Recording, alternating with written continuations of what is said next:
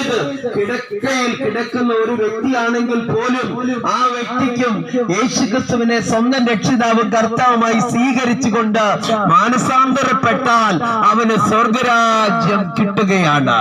അവന് ഒരു പുണ്യപ്രവർത്തികൾ ചെയ്യേണ്ട ആവശ്യമില്ല.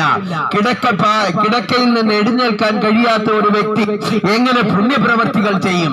അല്ലെങ്കിൽ എങ്ങനെ പുണ്യ സ്ഥലങ്ങൾ സന്ദർശിക്കും? അവൻ എങ്ങനെ അത് നേടുവാൻ കഴിയും? അവന് നേടുവാൻ വിശ്വാസത്താൽ അത് നേടുവാൻ കഴിയും.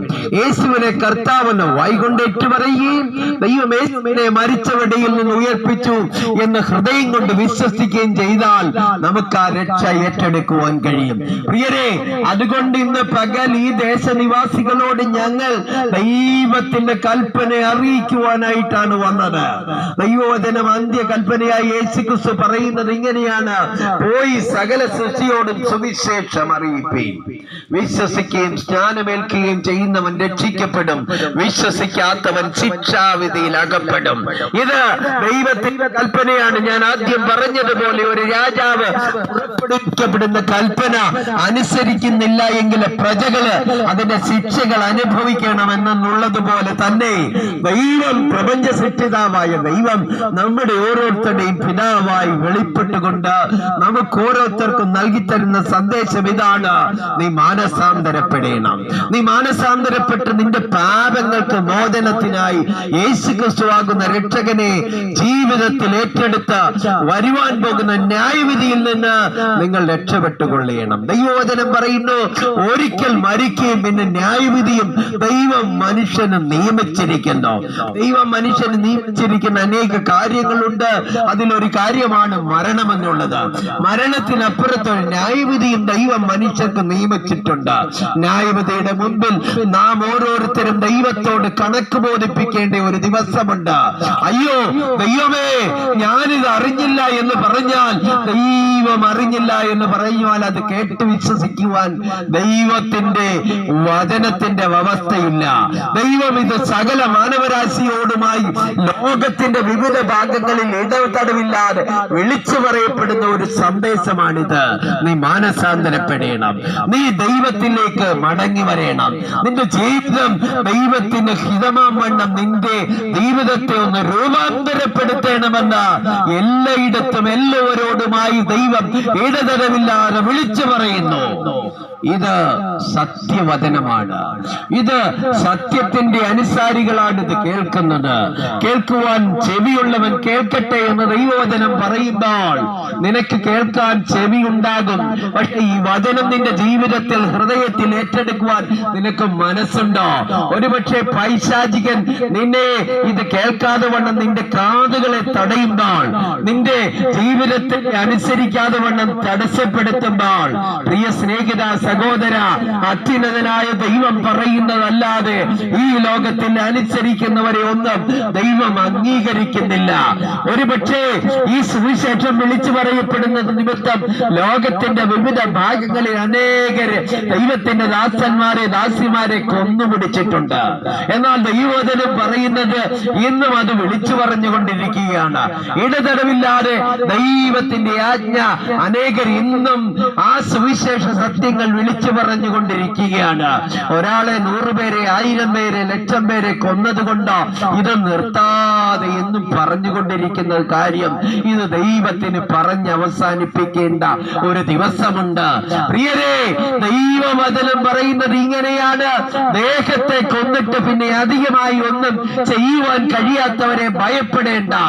ദേഹത്തെയും ദേഹിയെയും കൊന്ന് നരകത്തിൽ തള്ളുവാൻ കഴിവുള്ളവരെ ഭയപ്പെടുക. ഈ ദൈവത്തിന്റെ കൽപ്പന. അതുകൊണ്ടാണ് ഞങ്ങൾ ഏറ്റെടുത്ത് ഇവിടെ വന്നിരിക്കുന്നത്.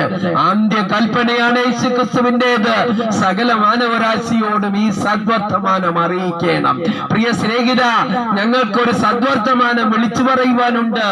ഇത് ദൈവത്തിന്റെ പ്രസാദ വർഷമാണ്. യേശു നിന്റെ പാപത്തിനു വേണ്ടി മരിച്ചു. നീ അതിനുകൊണ്ട് കൊണ്ട് അത് ഏറ്റെടുത്താൽ വിശ്വസിച്ചാൽ മാത്രം മതി. നീ ഒരുവിധമായ പുണ്യസ്ഥലങ്ങളിലേക്കും യാത്ര ചെയ്ത് നിന്റെ പണം ചെലവാക്കേണ്ട ആവശ്യമില്ല. പ്രിയ സ്നേഹിത, നിനക്കറിയാമോ ഈ ഭൂമി ശപിക്കപ്പെട്ടതാണ്.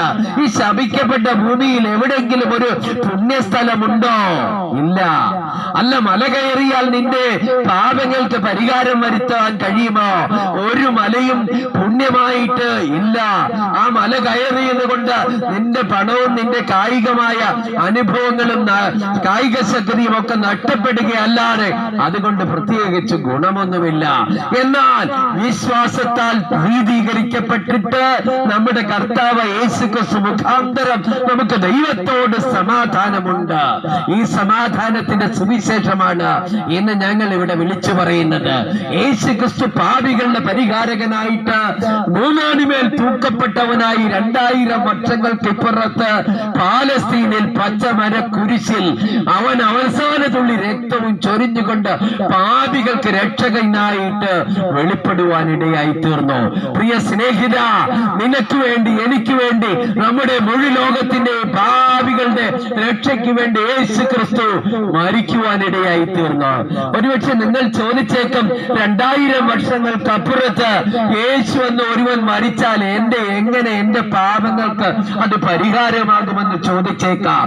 എന്നാൽ ദൈവവചനം പറയുന്നു, ഒരുത്തനിലൂടെ സകല മനുഷ്യരും പാപികളായി തീർന്നതുപോലെ ഒരുത്തന്റെ നീതീകരണത്താൽ, ഒരുത്തൻ വിശ്വസിച്ചനുസരിച്ച് ഏറ്റെടുത്തത് കൊണ്ട്, അവൻ പാപമില്ലാത്തവനായി ജനിച്ചത് കൊണ്ട്, പാപികൾക്ക് വേണ്ടി പാപമില്ലാത്ത രക്തം ചൊരിഞ്ഞപ്പോൾ വീണ്ടെടുപ്പ് സാധ്യമായി തീർന്നു.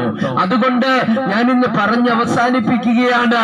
യേശുക്രിസ്തു നാം ജനിച്ചതുപോലെ അല്ല ജനിച്ചത്. അവൻ ജനിച്ചത് കന്യക മറിയത്തിലാണ്. അവനിൽ പാപമില്ല. മനുഷ്യനെല്ലാം പാപത്തിന്റെ ശമ്പളമായി പുരുഷ സന്തതികളായി ജനിച്ചപ്പോൾ സ്ത്രീയുടെ സന്തതി സർപ്പത്തിന്റെ തലയെ തകർക്കുമെന്ന് ദൈവം ഉൽപ്പത്തി പുസ്തകം 3-ാം അധ്യായം 16-ാം വാക്യത്തിൽ മാനവരാശിയോട് അരുളി ചെയ്തപ്പോൾ കാലസമ്പൂർണതയിൽ ദൈവം തന്നെ പുത്രനായ യേശുവിനെ ഈ ലോകത്തിൽ പാപികളുടെ രക്ഷയ്ക്ക് വേണ്ടി സ്ത്രീയുടെ സന്തതിയായി ജനിപ്പിക്കുവാൻ ഇടയായി തീർന്നു. നമ്മെല്ലാവരും ജനിപ്പിച്ച് നമ്മെ ഓരോരുത്തരും ജനിപ്പിച്ചപ്പോൾ യേശു ജനിക്കുവാൻ തക്കവണ്ണം ഇടയായി തീർന്നു. അവൻ ജനിച്ചത് മരിക്കുവാൻ വേണ്ടിയാണ്. പാപികൾക്ക് വേണ്ടി മരിക്കുവാൻ വേണ്ടി ഒരേ ഒരുവൻ ജനിച്ചു, അവനാണ് യേശു.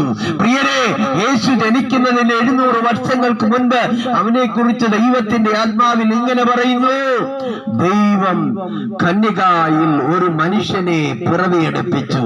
അവന്റെ പേര് ഇമ്മാനുവേൽ, ദൈവം നമ്മോട് കൂടി എന്ന അർത്ഥം. അവനെ കുറിച്ച് പറയുന്നത് ഇങ്ങനെയാണ്, അവൻ പാപികൾക്ക് പരിഹാരം വരുത്തുന്നത് കൊണ്ട്, പാപങ്ങളിൽ നിന്ന് വീണ്ടെടുപ്പ് വെളിപ്പ് കൊടുക്കുന്നത് കൊണ്ട് അവൻ യേശു എന്ന് പേരിടണം. അങ്ങനെയാണ് യേശു എന്ന പേര് അവന് ലഭിച്ചത്. അവൻ പാപികളുടെ രക്ഷയ്ക്ക് വേണ്ടിയാണ് ഈ ലോകത്തിലേക്ക് വന്ന് മാനസാന്തര സുവിശേഷം മാനവരാശിയോട് അറിയിച്ചത്. പ്രിയ സ്നേഹിത, സഹോദര, നീ വിശ്വസിച്ച് ഏറ്റെടുത്ത യേശു നിന്റെ പാപങ്ങൾക്ക് പരിഹാരകനാണെന്ന് വിശ്വസിച്ച് ഏറ്റെടുത്തുകൊണ്ട് അവനെ സ്വന്തം രക്ഷിതാവും കർത്താവുമായി ഏറ്റെടുത്താൽ വരുവാൻ പോകുന്ന ന്യായവിധിയിൽ നിന്ന് നിനക്ക് വിടുതൽ കിട്ടും. അവൻ നിന്നെ സഹായിക്കും. യേശുക്രിസ്തുവിൽ വിശ്വസിക്കുക, എന്നാൽ നീ നിന്റെ കുടുംബവും രക്ഷ പ്രാപിക്കും.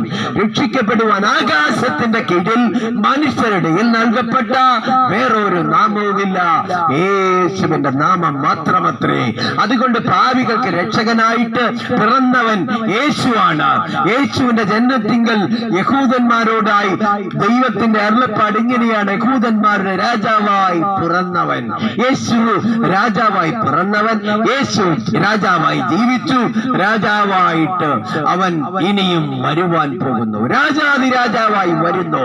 യേശു കർത്താവിനെ കുറിച്ച് ഫിലിപ്പിയ ലേഖനത്തിൽ ഇങ്ങനെ പറയുന്നു, യേശുവിനെ എല്ലാ മുഴങ്കാലും മടങ്ങും, അവന്റെ നാമത്തെ യേശു ക്രിസ്തുവിൻ കർത്താവെന്ന് എല്ലാവരും വിളിച്ചു പറയും. ഞങ്ങൾ വിളിച്ചു പറയുമ്പോൾ ഒരുപക്ഷെ ഇതൊരു മതത്തിന്റെ ചിന്തയായി നിങ്ങൾ താറടിച്ചു കളയരുത്. യേശു എന്ന രക്ഷകൻ ഭൂലോകത്തിൽ ജനിച്ചത് മാനവരാശിയുടെ രക്ഷയ്ക്ക് വേണ്ടിയാണ്. അവിടുന്ന് ജനിച്ചപ്പോൾ ദൂതൻ വിളിച്ചു പറഞ്ഞത് ഇങ്ങനെയാണ്, സകല മാനവരാശിക്കും ഉണ്ടാകുവാൻ പോകുന്ന മഹാസന്തോഷം. ഈ മഹാസന്തോഷം ദൈവവചനം വെളിപ്പാട് പുസ്തകം 5-ാം അധ്യായത്തിന്റെ 6-ാം വാക്യത്തിൽ ഇങ്ങനെ പറയുന്നു, കുഞ്ഞാടെ നീ അറുക്കപ്പെട്ടു, നിന്റെ രുധിരത്തിന്റെ വിലയായി ഗോത്രങ്ങൾ, ഭാഷകൾ, വംശങ്ങൾ, ജാതികളിൽ നിന്ന് അനേകരെ ദൈവത്തിനായി വിലയ്ക്ക് വാങ്ങിയത് യേശു ക്രിസ്തുവാണ്. യേശുവാണ് നമ്മെ ഓരോരുത്തരെയും തന്റെ രക്തം കൊടുത്ത് വിലയ്ക്ക് വാങ്ങുവാൻ തക്കവണ്ണം ഇടയായി തീർന്നത്. എന്ന് പകൽ ഈ യേശുവിന്റെ രക്തം സകല പാപവും പൊക്കി നമ്മെ ശുദ്ധീകരിക്കുന്നു. മാനസാന്തരത്തിന്റെ അനുഭവത്തിലേക്ക് വരുവാൻ നിങ്ങൾക്ക് മനസ്സുണ്ടോ? ഏത് വലിയ ഭവനമുണ്ടാക്കിയ അവിടെയും നമ്മുടെ ജീവിതത്തിൽ മരണം എന്ന യാഥാർത്ഥ്യം നമ്മെ പിടികൂടും. ഏത് വലിയ ഉന്നത സ്ഥാനത്തിലെത്തിയാലും നാം ഒരു ദിവസം മരണത്തെ പുൽകേണ്ടി വരാണ്. ഏത് വിധമായ സമ്പൽ സമൃദ്ധിയിൽ ജീവിച്ചാലും ഒരു ദിവസം ഈ ലോകം വിട്ടിട്ട് നാം പോകേണ്ടവരാണ്. എവിടേക്കാണ് നാം പോകുന്നത്? ദൈവത്തിന്റെ അരികിലേക്ക് പോകണമെന്ന് ആത്മാർത്ഥമായി നാം ആഗ്രഹിക്കുന്നുണ്ട്. നമ്മുടെ എല്ലാവരുടെയും ആത്മാവിന്റെ ആഗ്രഹം അതാണ്. എന്നാൽ അവിടേക്കുള്ള വഴി ഏതാണെന്ന് പലപ്പോഴും നമുക്ക് മനസ്സിലാകാതെ പോകുന്നു.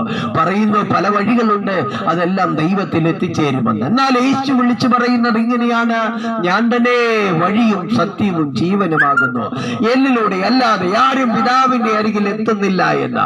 പിതാവിന്റെ അരികിൽ എത്തുവാൻ ഒരേ ഒരു വഴി, അത് യേശുവാണ്.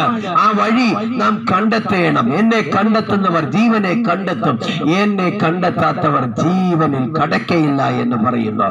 ഈ ഇടുക്കുവാതിലൂടെ നമുക്ക് പ്രവേശിക്കണം. അത് ജീവന്റെ വഴിയാണ്. ഈ ഇടുക്കുവാതിൽ എന്ന് പറഞ്ഞാൽ കഷ്ടവും സങ്കടവും ഭാരവും പ്രയാസവും ബുദ്ധിമുട്ടുകളും നെടുവീർപ്പുകളും ഒക്കെ നിറഞ്ഞ വഴികളാണ്. എന്നാൽ ഈ വഴിയുടെ അവസാനം ജീവന്റെ വഴിയാണ്. എന്നാൽ ലോകത്തിന്റെ വഴി വിശാലമാണ്. അത് അനേകർ അതുവഴി യാത്ര ചെയ്യുന്നവരായിട്ടുണ്ട്. അവരുടെ വഴി ഈ ലോകത്തിന്റെ വഴിയാണ്, അത് നാശത്തിന്റെ വഴിയാണ്. അതിലെ യാത്ര ചെയ്താൽ നാശമാണ് അവസാനം. എന്നാൽ ഇന്ന് പകൽ ഞാൻ എന്നെ തന്നെ ഈ വചനങ്ങളിൽ സമർപ്പിക്കപ്പെടുമ്പോൾ ആരെങ്കിലും എന്റെ ഈ വചനങ്ങൾ കേട്ട് പ്രമാണിക്കുന്നുവെങ്കിൽ അത് ദൈവത്തിന്റെ രക്ഷയെ പ്രദാനം ചെയ്യുന്നതാണെന്ന് മനസ്സിലാക്കിക്കൊണ്ട്, ഞങ്ങളുടെ ആരുടെയും വചനങ്ങളല്ല, ഞങ്ങൾ ഇത് പറയുന്നത് യേശുക്രിസ്തുവിന്റെ വചനമാണ്.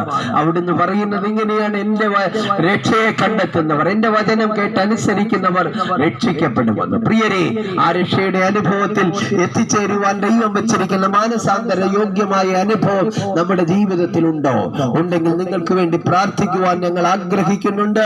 ദൈവത്തിന്റെ ദാസന്മാർ നിങ്ങൾക്കായി പ്രാർത്ഥിക്കുമ്പോൾ ഒരു നിമിഷം, കർത്താവേ, ഞാനൊരു പാപിയാണ്, എന്റെ പാപങ്ങൾക്ക് പരിഹാരകനായിട്ട് അവിടുന്ന് എന്റെ ജീവിതത്തിലേക്ക് വരുന്ന എന്നെ സഹായിക്കണമേ എന്ന് ആരാത്മാർത്ഥതയോട് പ്രാർത്ഥിക്കുന്നു. അവരുടെ ഹൃദയത്തിലേക്ക് യേശു കടന്നു വന്ന് അവരെ സഹായിക്കും. ആ രക്ഷകനെ കണ്ടെത്തുവാൻ ഇടയായി തീരും. അതിനായി നമുക്ക് ഒരുക്കമുള്ളവരായി തീരാം. ദൈവമായ കർത്താവ് നമ്മെ സഹായിക്കട്ടെ, അനുഗ്രഹിക്കട്ടെ. സ്വർഗപിതാവേ, ദേശത്തിന് വേണ്ടി പ്രാർത്ഥിക്കുന്നു. ഈ ദേശനിവാസികൾ വചനം കേട്ടവരെ ദൈവം അനുഗ്രഹിക്കണമേ. പാപത്തിന്റെ പടുകുഴിയിൽ നിന്നവരെ വിടുവിക്കണം.